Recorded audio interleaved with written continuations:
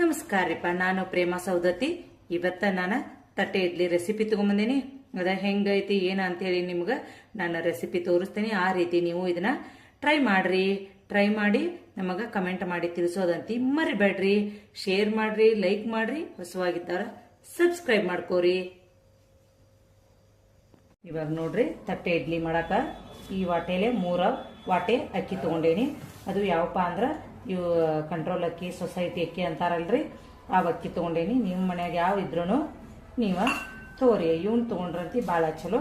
ಈಗ ಇವನ್ನ ಕ್ಲೀನ್ ಹಂಗೆ ತೊಳ್ಕೊಬೇಕು ನೋಡ್ರಿ, ಸ್ವಚ್ಛಂಗೆ 1-2-3 ಸತ ತೊಳೆದ ಇವನ್ನ ನೆನೆ ಹಾಕಬೇಕು.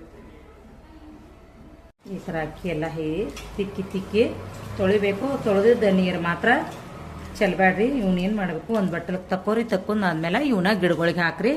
ಗಿಡಗಳು ಬೆಳೆಯಾಕ ಭಾಳ ಚಲೋ ನೋಡ್ರಿ.